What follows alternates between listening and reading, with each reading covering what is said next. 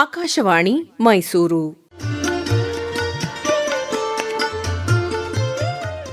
ಕೇಳುಗರಿಗೆಲ್ಲ ನಮಸ್ಕಾರ. ನಮ್ಮ ಆರೋಗ್ಯ ಕಾರ್ಯಕ್ರಮಕ್ಕೆ ಸ್ವಾಗತ. ಕೇಳುಗರೆ, ಇಂದಿನ ಕಾರ್ಯಕ್ರಮದಲ್ಲಿ ಲ್ಯಾಕ್ಟೋಸ್ ಇಂಟಾಲರೆನ್ಸ್ ಈ ಕುರಿತು ಮೈಸೂರಿನ ನಾರಾಯಣ ಮಲ್ಟಿಸ್ಪೆಷಾಲಿಟಿ ಆಸ್ಪತ್ರೆಯ ಮಕ್ಕಳ ತಜ್ಞರಾದ ಡಾ. ಮೋನಾ ಕುಲ್ಸುಮ್ ಅವರೊಂದಿಗೆ ಮಾತುಕತೆ ಕೇಳುವಿರಿ.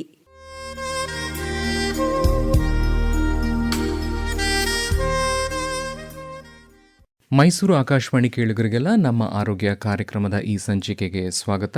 ಕೇಳುಗರೆ, ಈ ದಿನ ಒಂದು ವಿಶಿಷ್ಟವಾದ ಆರೋಗ್ಯ ಸಮಸ್ಯೆ ಬಗ್ಗೆ, ಅದು ಮಕ್ಕಳಲ್ಲಿ ಕಾಣಿಸಿಕೊಳ್ಳುವ ಒಂದು ಸಮಸ್ಯೆಯ ಬಗ್ಗೆ ನಾವು ಮಾತನಾಡಲಿದ್ದೇವೆ. ಅದೇ ಲ್ಯಾಕ್ಟೋಸ್ ಇಂಟಾಲರೆನ್ಸ್.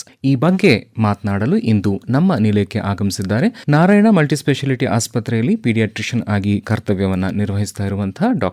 ಮೋನಾ ಕುಲ್ಸುಮ್ ಅವರು. ಬನ್ನಿ ಅವರನ್ನ ಈ ಕಾರ್ಯಕ್ರಮಕ್ಕೆ ಸ್ವಾಗತಿಸೋಣ. ನಮಸ್ಕಾರ ಡಾ. ಮೋನಾ ಕುಲ್ಸುಮ್ ಅವರೇ, ಕಾರ್ಯಕ್ರಮಕ್ಕೆ ಸ್ವಾಗತ. ನಮಸ್ಕಾರ. ಡಾಕ್ಟರ್ ಮೋನಾ ಅವರೇ, ಹೇಳಿ, ಈ ಲ್ಯಾಕ್ಟೋಸ್ ಇಂಟಾಲರೆನ್ಸ್ ಅಂದ್ರೆ ಏನು?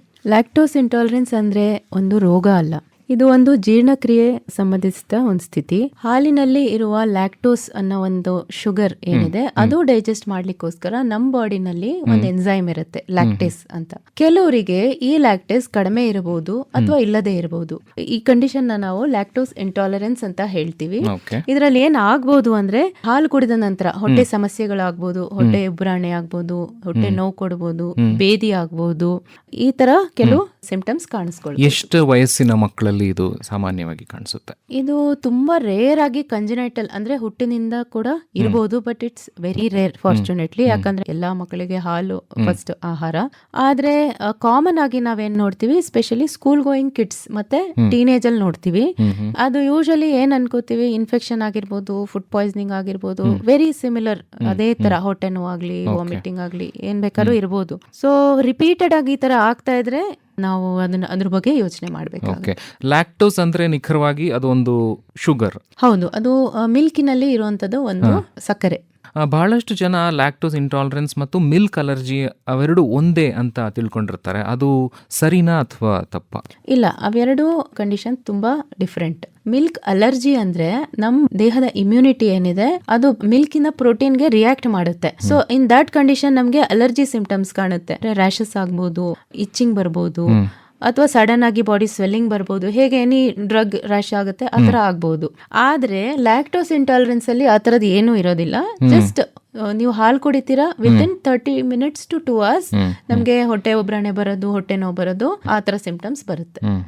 ಯಾಕೆ ಮಕ್ಕಳಲ್ಲಿ ಸಮಸ್ಯೆ ಬರುತ್ತೆ ಮತ್ತು ಯಾವ ವಯಸ್ಸಿನಲ್ಲಿ ಹೆಚ್ಚಾಗಿ ಕಂಡು ಬರುತ್ತೆ? ಇದು ವೆರಿ ರೇರ್ಲಿ ಕಂಜಿನೈಟಲ್ ಅಂದ್ರೆ ಹುಟ್ಟಿನಿಂದನೇ ಬರಬಹುದು. ಅದು ತುಂಬಾ ರೇರ್ ಆಗಿದೆ. ಕಾಮನ್ಲಿ ನಾವು ನೋಡೋ ಕಂಡೀಷನ್ಸ್ ಸ್ಕೂಲ್ ಗೋಯಿಂಗ್ ಕಿಡ್ಸ್ ಅಲ್ಲಿ ಇರುತ್ತೆ, ಟೀನೇಜ್ ಅಲ್ಲಿ ಇರುತ್ತೆ, ಅಂಡ್ ಇಟ್ ಗೋಸ್ ಆನ್. ಅದು ಡಿಟೆಕ್ಟೇ ಆಗೋದಿಲ್ಲ. ಯಾವಾಗ ನೋಡಿದ್ರು ಹೊಟ್ಟೆ ನೋವು ಇರುತ್ತೆ, ಅದೇ ಸಿಂಪ್ಟಮ್ ಇಂದ ಬರ್ತಾ ಇರ್ತಾರೆ. ಯೂಶಲಿ ನಾವು ಹಿಸ್ಟ್ರಿ ಕೇಳಿದಾಗ ಹಾಲು ಕುಡಿದ ನಂತರ ಈ ತರ ಆಗ್ತಾ ಇದೆ, ಆ ತರ ರಿಲೇಷನ್ ಸಿಗುತ್ತೆ. ಸೊ ಈ ಲ್ಯಾಕ್ಟೋಸ್ ಇಂಟಾಲರೆನ್ಸ್ ಇದ್ರೆ, ಈಗ ಹಾಲು ಕುಡಿದ ನಂತರದಲ್ಲಿ ಸಿಂಪ್ಟಮ್ಸ್ ಹೇಗೆಲ್ಲ ಶುರು ಆಗುತ್ತೆ, ಎಷ್ಟೆಲ್ಲ ತೀವ್ರವಾಗಬಹುದು, ಸೀರಿಯಸ್ ಸಿಂಪ್ಟಮ್ಸ್ ಯಾವ ತರದವರೆಗೆ ಅವ್ರು ಕಾಣಿಸ್ಕೊಳ್ಬಹುದು? ಯೂಶಲಿ ಇದು ಸಿವಿಯರ್ ಆಗಿರೋದಿಲ್ಲ. ಇದೇ ತರ ಹೊಟ್ಟೆ ನೋವು ಅಥವಾ ಬೇದಿನೇ ಕಾಣಿಸ್ಕೋಬಹುದು. ತುಂಬಾ ಚಿಕ್ಕ ಮಕ್ಕಳಲ್ಲಿ ಒಂಥರ ಏನ್ ಅನ್ಸ್ಬೋದು ಅಂದ್ರೆ ವೆಯ್ಟ್ ಲಾಸ್ ಆಗಿರ್ಬಹುದು, ಅಥವಾ ವೆಯ್ಟ್ ಗೇನ್ ಆಗದೆ ಇರಬಹುದು, ಜಾಸ್ತಿ ಆಕ್ಟಿವ್ ಇಲ್ಲದೆ ಇರಬಹುದು, ಆ ರೀತಿ ಸಿಂಪ್ಟಮ್ಸ್ ಕಾಣಿಸ್ಕೊಳ್ಬಹುದು. ಈಗ ಹಾಲು ಕುಡಿದ ಮೇಲೆ ಹೊಟ್ಟೆ ನೋವು ಬಂದಾಗ ತಕ್ಷಣ ಲ್ಯಾಕ್ಟೋಸ್ ಇಂಟಾಲರೆನ್ಸ್ ಇದು ಅಂತ ನಾವು ಹೇಳ್ಬೇಕಾಗತ್ತಾ? ಇಲ್ಲ, ಅದು ಆಕ್ಚುಲಿ ಫಸ್ಟ್ ಡಯಾಗ್ನೋಸಿಸ್ ಅಂತ ನಾವು ಮಾಡಕ್ಕಾಗಲ್ಲ. ಹಾಲು ಕುಡಿದ ನಂತರ ಹೊಟ್ಟೆ ನೋವು ಬಂತು ಅಂದ್ರೆ ಅದಕ್ಕೆ ಸುಮಾರು ಕಾರಣ ಇರಬಹುದು. ಒಂದು ಇನ್ಫೆಕ್ಷನ್ ಆಗಿರ್ಬೋದು, ಇಂಡೈಜೆಷನ್, ಏನೋ ಬೇರೆ ತೊಂದರೆನೂ ಆಗಿರ್ಬೋದು. ಅದಕ್ಕೆ ನಾವು ಡೀಟೇಲ್ ಹಿಸ್ಟ್ರಿ ತಗೋಬೇಕು. ವೈದ್ಯರ ಹತ್ರ ಹೋದ್ರೆ ಅವರು ಊಟ ಮಾಡಿದಾಗ, ಊಟ ಮಾಡೋಕ್ಕಿಂತ ಮುಂಚೆ ಅವ್ರು ಏನಾದ್ರು ಬೇರೆ ಏನಾದ್ರು ತಿಂದಿದ್ರ, ಅದರಿಂದ ಹೊಟ್ಟೆ ನೋವು ಆಗ್ತಾ ಇದೆಯಾ, ಆತರ ನಾವು ಡೀಟೇಲ್ ಆಗಿ ಹಿಸ್ಟ್ರಿ ತಗೋತೀವಿ. ಸೊ ಅದಾದ ನಂತರ ಒಮ್ಮೆ ನಾವು ಕೂಡ ಕೆಲವು ಟೆಸ್ಟ್ ಕೂಡ ಮಾಡ್ಬೇಕಾಗ್ಬೋದು. ಹೈಡ್ರೋಜನ್ ಬ್ರೆತ್ ಟೆಸ್ಟ್ ಅಂತ ಹೇಳ್ತೀವಿ. ಆ ಕಂಡೀಷನ್ ನಾವು ಎಲ್ಲ ನೋಡಿ ಆಮೇಲೆ ಡಿಸೈಡ್ ಮಾಡ್ತೀವಿ. ಕೆಲವು ಟೈಮ್ ಏನ್ ಮಾಡ್ತೀವಿ ಅಂದ್ರೆ, ನಮ್ಗೆ ಡೌಟ್ ಇದ್ರೆ ನಾವು ಹಾಲು ನಿಲ್ಸಿ ನೋಡ್ತೀವಿ ಕೆಲವು ದಿನಕ್ಕೋಸ್ಕರ, ಇಂಪ್ರೂವ್ಮೆಂಟ್ ಕಾಣಿಸುತ್ತಾ ಅಂತ. ಈಗ ಹಾಲು ಅಂತ ಹೇಳೋದು ಒಂದು ತುಂಬಾ vital part of the diet, especially Indian ಸೊಸೈಟಿಲಿ. ಮಕ್ಕಳಿಗಿರ್ಬೋದು, ಟೀನೇಜರ್ಸ್ಗಿರ್ಬೋದು, ವಯಸ್ಸಾದವ್ರಲ್ಲಿ ಕೂಡ ಇರ್ಬೋದು. ಸೊ ಈ ರೀತಿ ಲ್ಯಾಕ್ಟೋಸ್ ಇಂಟಾಲರೆನ್ಸ್ ಇದೆ ಅಂತ ಕಂಡು ಬಂದ ಪಕ್ಷದಲ್ಲಿ ನಾವು ಹಾಲು ಕುಡಿಯೋದನ್ನ ಸಂಪೂರ್ಣ ನಿಲ್ಲಿಸಬೇಕಾಗಿ ಬರುತ್ತಾ? ಇದು ಎಲ್ಲಾ ಎಲ್ಲಾರ್ಗೂ ಒಂದೇ ತರ ಇರೋದಿಲ್ಲ. ಕೆಲವರಿಗೆ ಕಂಪ್ಲೀಟ್ ಕಡಿಮೆ ಮಾಡೋ ಅವಶ್ಯಕತೆ ಇರಲ್ಲ, ಸ್ಮಾಲ್ ಕ್ವಾಂಟಿಟೀಸ್ ಅಲ್ಲಿ ತಗೋಬಹುದು. ಇನ್ ಕೆಲವರಿಗೆ ಮೊಸರು ಮಜ್ಜಿಗೆ ತಗೋಬಹುದು, ಬಿಕಾಸ್ ಮೊಸರು ಏನಿದೆ ಫರ್ಮೆಂಟೆಡ್ ವರ್ಷನ್ ಇರುತ್ತೆ, ಅದ್ರಲ್ಲಿ already enzymes already break down ಮಾಡಿರ್ತಾರೆ, so they can take other milk products. ಇನ್ ಕೆಲವರಿಗೆ ತುಂಬಾನೇ ಸಿವಿಯರ್ ಎಫೆಕ್ಟ್ ಆಗ್ತಾ ಇದೆ, ಗ್ರೋತ್ ಎಫೆಕ್ಟ್ ಆಗ್ತಾ ಇದೆ, ಈ ರೀತಿನಲ್ಲಿ ಡೆಫಿನೆಟ್ಲಿ ನಾವು ತಗೊಳಕ್ ಆಗೋದಿಲ್ಲ. ಈಗ ಹಾಲ್ನ ನಾವು ಇಂಟಾಲರೆನ್ಸ್ ಇದೆ ಅಂತ ಹೇಳಿ ಅದನ್ನ ಕಡಿಮೆ ಮಾಡೋದು ಅಥವಾ ಅದನ್ನ ಕೊಡೋದನ್ನ ನಿಲ್ಸೋದ್ರಿಂದ ಕ್ಯಾಲ್ಸಿಯಂ ಕೊರತೆನ ಮೈಗೂಡಿಸ್ಕೊಳ್ಳಲ್ವಾ ಮಕ್ಕಳು? ಹೌದೌದು, ಡೆಫಿನೆಟ್ಲಿ. ಅದಕ್ಕೆ ಆಮೇಲೆ ಈ ತರ ಕಂಡೀಷನ್ಸ್ ಅಲ್ಲಿ ನಾವೇನ್ ಮಾಡ್ತೀವಿ, ಅವ್ರಿಗೆ ಕ್ಯಾಲ್ಸಿಯಂ ರಿಚ್ ಫುಡ್ ಅಡ್ವೈಸ್ ಮಾಡ್ತೀವಿ. ಅದರಲ್ಲಿ ರಾಗಿ ಇರ್ಬೋದು, ಸೊಪ್ಪುಗಳು, ಬಾದಾಮಿ, ಎಳ್ಳು, ಬೀನ್ಸ್ ಹಾಗೂ ಕ್ಯಾಲ್ಸಿಯಂ ಫೋರ್ಟಿಫಿಕೇಶನ್ ಮಾಡಿದ ಆಹಾರಗಳನ್ನು ಬಳಸಕ್ಕೆ ಹೇಳ್ತೀವಿ. ಇನ್ನು ಕೆಲವರಿಗೆ ನಾವು ಡೈರೆಕ್ಟ್ ಆಗಿ ಕ್ಯಾಲ್ಸಿಯಂ ಸಪ್ಲಿಮೆಂಟ್ಸ್ ಸ್ಟಾರ್ಟ್ ಮಾಡ್ತೀವಿ. ತೀರಾ ಇತ್ತೀಚೆಗೆ ನಾವು ಅಲ್ಲಲ್ಲಿ ಬಹಳಷ್ಟು ಕಡೆಗಳಲ್ಲಿ ನೋಡಿದೀವಿ, ಅದೇನಂತಂದ್ರೆ ಲ್ಯಾಕ್ಟೋಸ್ ಫ್ರೀ ಮಿಲ್ಕ್ ಅಂತ ಒಂದು ಕಾನ್ಸೆಪ್ಟ್ ನ ಕೇಳ್ತೀವಿ. ಈವನ್ ಓಪನ್ ಆಗಿ ಓವರ್ ದ ಕೌಂಟರ್ ಕೂಡ ಅದ್ರ ಸೇಲ್ಸ್ ಎಲ್ಲ ನಡೀತಾ ಇದೆ. ಅದು ಎಷ್ಟು ಸುರಕ್ಷಿತ ಮತ್ತೆ ಲಾಜಿಕಲಿ ಎಷ್ಟು ಕರೆಕ್ಟ್ ಅದು ಅನ್ನೋದನ್ನ ನಿಮ್ಮ ಅಭಿಪ್ರಾಯದಲ್ಲಿ ಹೇಳ್ಬೋದಾ? ಸುಮಾರು ಲ್ಯಾಕ್ಟೋಸ್ ಫ್ರೀ ಫಾರ್ಮುಲಾಸ್ ಆಗಲಿ ಎಲ್ಲ ಅವೈಲೇಬಲ್ ಇದೆ. ಅದ್ರಲ್ಲಿ ಏನ್ ಮಾಡ್ತಾರೆ, ಲ್ಯಾಕ್ಟೋಸ್ ಅನ್ನ ಆಲ್ರೆಡಿ ಬ್ರೇಕ್ ಡೌನ್ ಮಾಡಿ ತಯಾರಿಸ್ತಾರೆ, ಸೊ ದಟ್ ಅವ್ರಿಗೆ ಬಾಡಿ ಒಳಗೆ ಜೀರ್ಣ ಮಾಡ್ಕೊಳ್ಳೋ ಅವಶ್ಯಕತೆ ಇರೋದಿಲ್ಲ, ಆ ಸ್ಟೇಜ್ ಹೊರಗಡೆನೆ ಆಗ್ಬಿಟ್ಟಿರುತ್ತೆ. ಸೊ ಅದನ್ನ ಯೂಸ್ ಮಾಡಬಹುದು. ಅದು ಅವರಿಗೆ ಸೂಟ್ ಆಗಿಲ್ಲ ಅಂದ್ರೆ ಕೆಲವು ಪ್ಲಾಂಟ್ ಬೇಸ್ಡ್ ಮಿಲ್ಕ್ಸ್ ಕೂಡ ಬರುತ್ತೆ, ಸೋಯಾ ಮಿಲ್ಕ್ ಆಗ್ಲಿ, ಆಲ್ಮಂಡ್ ಮಿಲ್ಕ್ ಆಗ್ಲಿ, ಅದು ಕೂಡ ಕೆಲವರು ಯೂಸ್ ಮಾಡ್ತಾರೆ. ಈ ಸಮಸ್ಯೆ ಸಂಪೂರ್ಣವಾಗಿ ಒಬ್ಬ ಮಗುವಿನ ಜೀವನದಲ್ಲಿ ಗುಣ ಕಾಣುವಂಥದ್ದ ಅಥವಾ ಅದರೊಟ್ಟಿಗೆ ಅವರು ಸದಾ ಜೀವಿಸಬೇಕಾಗಿ ಬರುತ್ತಾ? ಯಾಕದು ಬಂತು ಅನ್ನೋದ ಮೇಲೆ ಡಿಪೆಂಡ್ ಆಗುತ್ತೆ. ಅದೇನಾದ್ರೂ ಬೈ ಬರ್ತ್ ಬಂದಿದ್ರೆ ಇಟ್ಸ್ ಡಿಫಿಕಲ್ಟ್, ಅದು ಕ್ಯೂರ್ ಆಗೋದು ಕಷ್ಟ. ದೇ ಹ್ಯಾವ್ ಟು ಅಡ್ಜಸ್ಟ್ ಅಷ್ಟೇ. ಅವ್ರ ಪೂರ್ತಿ ಜೀವನ ಅದರ ಸ್ವಲ್ಪ ಕೇರ್ಫುಲ್ ಆಗಿ ಲ್ಯಾಕ್ಟೋಸ್ ಇಲ್ಲದೆ ಇರೋಂಥದ್ದು ಅಂಶವನ್ನು ತಗೋಬೇಕಾಗುತ್ತೆ. ಸಪೋಸ್ ಆಫ್ಟರ್ ಏನಾದ್ರೂ ಇನ್ಫೆಕ್ಷನ್ ಆಗ್ಲಿ, ವೈರಲ್ ಇನ್ಫೆಕ್ಷನ್ ಆಗ್ಲಿ, ಡಯೇರಿಯಾ ಆದ್ಮೇಲೆ ಯೂಶಲಿ ಏನ್ ಬರುತ್ತೆ, ಇನ್ ದಟ್ ಕೇಸ್ ಒಂದ್ ಫ್ಯೂ ವೀಕ್ಸ್ ಟು 1 ಮಂತ್ ಒಳಗೇನೆ ಅವರು ರಿಕವರಿ ನೋಡಬಹುದು ನಾರ್ಮಲ್ ಆಗಿ. ಮತ್ತೆ after 1 month L be normal. But ಅದು ಮರುಕಳಿಸುವ ಸಾಧ್ಯತೆಗಳು ಈ ತರ ಪೋಸ್ಟ್ ಇನ್ಫೆಕ್ಷನ್ ಬಂದಿದ್ರೆ ಯೂಶಲಿ ರಿಪೀಟ್ ಆಗಲ್ಲ. ಮತ್ತೆ ಏನಾದ್ರೂ ಇನ್ಫೆಕ್ಷನ್ ಆಗಿ ಮತ್ತಾದ್ರೆ ಮಾತ್ರ ಆಗುತ್ತೆ. Again it will be temporary, life long ಏನೋ ಇರೋದಿಲ್ಲ. ಆ ಸಂದರ್ಭಕ್ಕಷ್ಟೇ ನಾವು ಹಾಲಿನ ಪ್ರಾಡಕ್ಟ್ಸ್ ಇಂದ ಅವರನ್ನ ವೀನ್ ಮಾಡಿ ದೂರ ಇಟ್ಟಿರ್ಬೇಕು, ಕಂಪ್ಲೀಟ್ ಆಗಿ ಸ್ಟಾಪ್ ಮಾಡಬೇಕು. ಓಕೆ.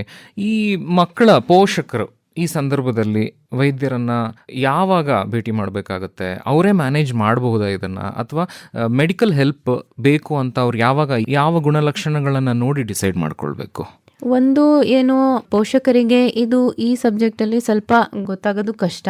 ಯಾವುದೇ ಕಾರಣಕ್ಕೂ ಯಾವುದೇ ಹೊಟ್ಟೆನೋ ಆಗ್ಲಿ, ಬೇದಿ ಆಗ್ಲಿ, ಅದನ್ನ ಲ್ಯಾಕ್ಟೋಸ್ ಇಂಟಾಲರೆನ್ಸ್ ಅಂತ ಅವರು ಡಿಸೈಡ್ ಮಾಡೋದು ಕಷ್ಟ. ಸೊ ಅದು ಒಂದ್ಸರಿ ಡಾಕ್ಟರ್ನ ಮೀಟ್ ಮಾಡಬೇಕು. ಅವ್ರೇನ್ ಗಮನಕ್ಕೆ ಇಟ್ಕೋಬೇಕು ಅಂದ್ರೆ, ಒಂದು ಕುಡಿದ ತಕ್ಷಣ ಅವರಿಗೆ ಪ್ರಾಬ್ಲಮ್, ಹೊಟ್ಟೆ ಸಮಸ್ಯೆ ಆಗ್ತಾ ಇದೆಯಾ, ಅಥವಾ ಫಾರ್ ಲಾಂಗ್ ಟೈಮ್ ಅವ್ರಿಗೆ ಗ್ರೋತ್ ಚೆನ್ನಾಗಿ ಕಾಣಿಸ್ತಾ ಇಲ್ವಾ, ಅದು that is one thing parents can observe. ಹಾಗೂ ಡೈರೆಕ್ಟ್ ಆಗಿ ಡಯಾಗ್ನೋಸ್ ಮಾಡೋದು it's difficult for doctors also. Slow ಆಗಿ ಅಬ್ಸರ್ವ್ ಮಾಡಿ ಕೂಡ ಡಯಾಗ್ನೋಸ್ ಮಾಡ್ತಾರೆ. ಏನಾದ್ರು ಪರೀಕ್ಷೆಗಳನ್ನ ಕೈಗೊಳ್ಬೋದಾ, ಇನ್ವೆಸ್ಟಿಗೇಷನ್ಸ್, ಈ ತೊಂದರೆಯನ್ನ ಗುರುತು ಹಚ್ಚಲಿಕ್ಕೋಸ್ಕರ? ಆವಾಗ ನೋಡಿ, ವೈರಲ್ ಇನ್ಫೆಕ್ಷನ್ ಆಗಿ ಡಯೇರಿಯಾ ಆಗಿ ಆದಾಗ ನಾವು ಸ್ಟೂಲ್ ಟೆಸ್ಟ್ ಮಾಡ್ತೀವಿ, ರೆಡ್ಯೂಸಿಂಗ್ ಸಬ್ಸ್ಟೆನ್ಸ್. ಅದರಲ್ಲಿ ನಮಗೆ ಗೊತ್ತಾಗುತ್ತೆ ಲ್ಯಾಕ್ಟೋಸ್ ಡೈಜೆಸ್ಟ್ ಆಗ್ತಾ ಇದೆಯಾ ಇಲ್ವಾ ಅಂತ. ಸೊ ಹಾಗೆ ನಾವು ಟೆಂಪರರಿ ಆಗಿ ಡಿಸೈಡ್ ಮಾಡಬಹುದು. ಬೇರೆ ಲಾಂಗ್ ಟರ್ಮ್ ಅವ್ರಿಗೆ ಆತರ ಆಗ್ತಾ ಇದೆ ಅಂದ್ರೆ ಹೈಡ್ರೋಜನ್ ಬ್ರೆತ್ ಟೆಸ್ಟ್ ಅಂತ ಮಾಡ್ತೀವಿ, ಅದ್ರಲ್ಲೂ ಗೊತ್ತಾಗುತ್ತೆ. ಇದೆಲ್ಲ ಎಲ್ಲಾ ಕಡೆ ಲಭ್ಯವಿರುವಂತ ಪರೀಕ್ಷೆಗಳು. ಹೌದು, ವೆರಿ ಕಾಮನ್, ಎಲ್ಲಾ ಕಡೆ ಮಾಡ್ತಾರೆ. ಈಗ ಹಾಲು ಅವ್ರಿಗೆ ಇಂಟಾಲರೆನ್ಸ್ ಇದೆ ಅಂತ ಅನ್ಕೊಳ್ಳೋಣ, ಒಂದು ಮಗುವಿಗೆ ಅಥವಾ ಒಂದು ಟೀನೇಜರಿಗೆ, ಒಂದು ವ್ಯಕ್ತಿಗೆ. ಈಗ ಹಾಲಿನಿಂದ ಉತ್ಪತ್ತಿ ಆಗಿರುವಂಥ ಬೇರೆ ಮಿಲ್ಕ್ ಪ್ರಾಡಕ್ಟ್ಸ್ ಇದ್ದಾವಲ್ಲ, ಪೌಲ್ಟ್ರಿ ರಿಲೇಟೆಡ್, ಚೀಸ್ ಇರಬಹುದು, ಬೆಣ್ಣೆ ಇರಬಹುದು, ತುಪ್ಪ ಇರಬಹುದು. ಸೊ ಅವುಗಳಿಗೂ ಕೂಡ ಅದೇ ಥರದಲ್ಲಿ ಏನಾದರೂ ಅಲರ್ಜಿ ಆಗೋ ಸಾಧ್ಯತೆ, ಇಂಟಾಲರೆನ್ಸ್ ಬರುವ ಸಾಧ್ಯತೆ ಇರುತ್ತಾ? ಕೆಲವರಿಗೆ ಬರಬಹುದು. ಕೆಲವರು ಅವರು like how I said, curd ನ ಟಾಲರೇಟ್ ಮಾಡ್ಕೋತಾರೆ, ಮಜ್ಜಿಗೆ ಟಾಲರೇಟ್ ಮಾಡ್ತಾರೆ. ಕೆಲವರು cheese also they tolerate. Milk cheese ಕೂಡ ಫರ್ಮೆಂಟೆಡ್ ಇರುತ್ತೆ ಮೋಸ್ಟ್ ಆಫ್ ದ ಟೈಮ್. ಹೌದೌದು, ಅದು ಟಾಲರೇಟ್ ಆಗುತ್ತೆ. ಡಿಪೆಂಡ್ಸ್ ಆನ್ ದ ಇಂಡಿವಿಜುವಲ್, ಅವ್ರು ಎಷ್ಟು ಮಟ್ಟಿಗೆ ಕಡಿಮೆ ಇದೆ. ಅದೇ ಕೆಲವರಿಗೆ ಕಂಪ್ಲೀಟ್ ಆಬ್ಸೆಂಟ್ ಇರ್ಬೋದು, ಕೆಲವರಿಗೆ ಕಡಿಮೆ ಇರ್ಬೋದು. ಕಡಿಮೆ ಇರೋರು somehow they ಮ್ಯಾನೇಜ್. ಇನ್ಫ್ಯಾಕ್ಟ್ ಕಡಿಮೆ ಇರೋರ್ಗೆನೆ ಲಾಂಗ್ ಟೈಮ್ ತನಕ ಗೊತ್ತಾಗೋದಿಲ್ಲ ಸಿಂಪ್ಟಮ್ಸ್ ಇರೋದು ಇಲ್ಲದೆ ಇರೋದು. ಓಕೆ. ಈ ತೊಂದರೆಯನ್ನ ಅನುಭವಿಸ್ತಿರೋರಲ್ಲಿ ಈಗ ಹಾಲನ್ನ ಟೆಂಪರರಿ ಆಗಿ, ತಾತ್ಕಾಲಿಕವಾಗಿ ಕೊಡೋದನ್ನ ನಿಲ್ಸೋದನ್ನ ಬಿಟ್ಟು ಬೇರೆ ಏನಾದರೂ ಮೆಡಿಸಿನ್ ಟ್ರೀಟ್ಮೆಂಟ್, ಥೆರಪಿ ಏನಾದರೂ ಅವಶ್ಯಕತೆ ಬರುತ್ತಾ? ಇಲ್ಲ, ಇದೇನು ಅಂದ್ರೆ ಪ್ರಾಬ್ಲಮ್ ಏನಿದೆ ಬಾಡಿನಲ್ಲಿ ನಮ್ ಎನ್ಸೈಮ್ ಕೊರತೆಯಿಂದ ಡೈಜೆಸ್ಟ್ ಆಗ್ತಾ ಇಲ್ಲ. ಸೊ ಆ ಪದಾರ್ಥ ಕೊಡದೆ ಹೋದ್ರೆ ನಾರ್ಮಲ್, ಕಂಪ್ಲೀಟ್ಲಿ ನಾರ್ಮಲ್ ಆಗಿರ್ತೀವಿ, ಅದಕ್ಕೇನು ಟ್ರೀಟ್ಮೆಂಟೇ ಬೇಕಿಲ್ಲ. ಯಾವಾಗ ನಮಗೆ ಅದು ಜೀರ್ಣಿಸೋಕೆ ಶಕ್ತಿ ಇಲ್ಲ, ನಾವು ಅನ್ನೆಸೆಸರಿ ಅದನ್ನ ತಿಂದು ಅದನ್ನ ಪ್ರಾಬ್ಲಮ್ ಮಾಡ್ಕೊಳ್ಳೋ ಬದಲು we need to just avoid. ಅದನ್ನ ಅವಾಯ್ಡ್ ಮಾಡ್ಬಿಟ್ರೆ ಯಾವುದೇ ರೀತಿ ಔಷಧಿನೇ ಬೇಕಿಲ್ಲ. ಬಹುಶಃ ಆ ಸಿಂಪ್ಟಮ್ಸ್ ಇಂದ ಆಗುವ ತೊಂದರೆಗಳಿಗೆ ಟ್ರೀಟ್ಮೆಂಟ್ ಬೇಕಾಗಬಹುದು. ಹೊಟ್ಟೆ ನೋವು ಇರಬಹುದು, Temporary treatment ಅಷ್ಟೇ. ಅತಿಸಾರ ಇರಬಹುದು, ಲೂಸ್ ಟೂಲ್ಸ್, ಡಿಹೈಡ್ರೇಷನ್, ಹಾಗೆ ಸಾಧಾರಣವಾಗಿ ಎಲ್ಲ ಕಡೆ ಕೊಡುವಂತ ಟ್ರೀಟ್ಮೆಂಟ್ ಅನ್ನೇ ಅಲ್ಲೂ ಕೂಡ ಪ್ರಯೋಗ. ಅದು ಬಿಟ್ರೆ ಈ ಲ್ಯಾಕ್ಟೋಸ್ ಇಂಟಾಲರೆನ್ಸ್ಗೆ ಅಂತ ಹೇಳಿ ಪ್ರತ್ಯೇಕವಾಗಿ ಯಾವುದೇ ಒಂದು ಔಷಧಿ ಆಗ್ಲಿ ಅಥವಾ ಒಂದು ಏನು ಮೆಡಿಸಿನ್ಸ್ ಆಗ್ಲಿ ಬೇಕಾಗಿಲ್ಲ. ಕೊನೆಯದಾಗಿ ಈಗ ಪೋಷಕರು ಮಕ್ಕಳನ್ನ ಮ್ಯಾನೇಜ್ ಮಾಡೋದು ಅವರೇನೆ ಸದಾ. ಸೊ ಅವರು ಯಾವ ವಿಷಯಗಳ ಬಗ್ಗೆ ಗಮನ ಇಟ್ಕೊಂಡಿರಬೇಕು? ಲ್ಯಾಕ್ಟೋಸ್ ಇಂಟಾಲರೆನ್ಸ್ ಇದೆ ಅಂತ ತಮ್ಮ ಮಗುವಿಗೆ ತಿಳಿದ ಮೇಲೆ ಅವರು ಏನೆಲ್ಲ ವಿಚಾರಗಳ ಬಗ್ಗೆ ಕೇರ್ಫುಲ್ ಆಗಿರಬೇಕು ಅಂತ ನೀವು ಸಲಹೆ ಕೊಡ್ತೀರಾ? ಫಸ್ಟ್ ಆಫ್ ಆಲ್, ಅದು ಏನಾದರೂ ಪೋಸ್ಟ್ ಇನ್ಫೆಕ್ಷನ್ ಬಂದಿದ್ರೆ 1 ಮಂತ್ ತನಕ ಅವರು ತುಂಬಾ ಕೇರ್ಫುಲ್ ಆಗಿರಬೇಕು. ಲ್ಯಾಕ್ಟೋಸ್ ಇರೋವಂಥದ್ದು ಯಾವುದೇ ಒಂದು ಸ್ವೀಟ್ ಆಗಿರಲಿ, ಡೈರಿ ಪ್ರಾಡಕ್ಟ್ಸ್ ಅದ್ರಲ್ಲಿ ಆ್ಯಡ್ ಆಗಿರುತ್ತೆ. ಸೊ ಅದನ್ನು ಕೂಡ ಅವಾಯ್ಡ್ ಮಾಡಬೇಕು. ಆದ ನಂತರ ರಿಕವರಿ ಆದ್ಮೇಲೆ they can go ahead, anything ಏನ್ ಬೇಕಾದ್ರೂ ಕೊಡ್ಬೋದು. ಫಾರ್ ಎಕ್ಸಾಂಪಲ್, ಅವ್ರಿಗೇನು ಪೋಸ್ಟ್ ಇನ್ಫೆಕ್ಷನ್ ಬರ್ದೆ ಹಾಗೇನೆ ಇದೆ ಆ condition, they are having difficulty in digestion ಅಂದ್ರೆ ಅವರಿಗೆ ಅದೇ ಮಿಲ್ಕ್ ಅಂಡ್ ಮಿಲ್ಕ್ ಪ್ರಾಡಕ್ಟ್ಸ್ ಸ್ವಲ್ಪ ಅವಾಯ್ಡ್ ಮಾಡಬೇಕು. Not in huge quantity, small quantity ಕೊಟ್ರೆ ಯೂಶಲಿ ಏನು ಆಗೋದಿಲ್ಲ. ಜಾಸ್ತಿ ಕ್ವಾಂಟಿಟಿ ಕೊಡೋದನ್ನ ಅವಾಯ್ಡ್ ಮಾಡಬೇಕು. ಏನಾದ್ರೂ ಸಾಧ್ಯತೆ ಉಂಟಾ ಒನ್ಸ್ ಅವರಿಗೆ ಲ್ಯಾಕ್ಟೋಸ್ ಇಂಟಾಲರೆನ್ಸ್ ಇದ್ದು ಕ್ರಮೇಣ ಅವರು ದೊಡ್ಡವರಾಗ್ತಾ ಹೋದ ಹಾಗೆ ಅದು ಟಾಲರೆನ್ಸ್ ನ ಏನಾದ್ರೂ ಬೆಳೆಸ್ಕೊಳ್ಬಹುದಾ? ಹೌದು, ಈ ತರನು ಬದಲಾವಣೆನೂ ಆಗಿದೆ. ಇದು ಬಾಡಿನಲ್ಲಿ ಉತ್ಪನ್ನ ಆಗಿರೋದ್ರಿಂದ to some extent body produce ಕೂಡ ಮಾಡುತ್ತೆ. ಸಮಟೈಮ್ಸ್ ಮಾಡಲ್ಲ, ಸಮಟೈಮ್ಸ್ ಮಾಡುತ್ತೆ. But as we have seen, ಚಿಕ್ಕವರಲ್ಲಿ ಲ್ಯಾಕ್ಟೋಸ್ ಇಂಟಾಲರೆನ್ಸ್ ಇದ್ದು ದೊಡ್ಡವರಾಗಿ ಅವ್ರು ಇಂಪ್ರೂವ್ ಆಗಿರೋದನ್ನ ಕೂಡ ನೋಡಿದೀವಿ. ಓಕೆ, ಸೊ ಧನ್ಯವಾದಗಳು ಡಾಕ್ಟರ್ ಮೋನಾ ಕುಲ್ಸುಮ್ ಅವರೇ. ಇಷ್ಟು ಹೊತ್ತು ಲ್ಯಾಕ್ಟೋಸ್ ಇಂಟಾಲರೆನ್ಸ್ ಅಂತ ಹೇಳುವ ಒಂದು ವಿಶಿಷ್ಟವಾದ ಒಂದು ಕಂಡೀಷನ್ ಇದು, ಇದರ ಬಗ್ಗೆ, ಅದರಲ್ಲಿ ಪೋಷಕರ ಪಾತ್ರ ಏನು, ಅವ್ರು ಯಾವುದ್ರ ಬಗ್ಗೆ ಗಮನ ವಹಿಸಬೇಕು, ಯಾವುದ್ರ ಬಗ್ಗೆ ಎಚ್ಚರವಾಗಿರಬೇಕು, ಹೇಗೆಲ್ಲ ಅದನ್ನು ನಿರ್ವಹಣೆ ಮಾಡಬೇಕು ಅನ್ನೋದ್ರ ಬಗ್ಗೆ ಬಹಳಷ್ಟು ಮಾಹಿತಿಗಳನ್ನು ಹಂಚ್ಕೊಂಡಿದ್ದೀರಾ. ಬಹುಶಃ ಇದು ನಮ್ಮ ಕೇಳುಗ ಪೋಷಕರುಗಳಿಗೆಲ್ಲ ತುಂಬ ಉಪಯುಕ್ತವಾದ ಮಾಹಿತಿಯಾಗಿ ಹೊರಹೊಮ್ಮುತ್ತೆ ಅಂತ ಅಂದ್ಕೊಳ್ತೀನಿ. ಇಷ್ಟು ಹೊತ್ತು ನಮ್ಮೊಂದಿಗೆ ಈ ಎಲ್ಲ ಮಾಹಿತಿಗಳನ್ನು ಹಂಚಿಕೊಂಡಿದ್ದಕ್ಕೆ ನಮ್ಮ ನಿಲಯದ ಪರವಾಗಿ ಹಾಗೂ ನಮ್ಮೆಲ್ಲ ಕೇಳುಗರ ಪರವಾಗಿ ನಿಮಗೆ ತುಂಬ ಹೃದಯದ ಧನ್ಯವಾದಗಳನ್ನು ಅರ್ಪಿಸ್ತಾ ಇದ್ದೀನಿ. ನಮಸ್ಕಾರ. Thank you.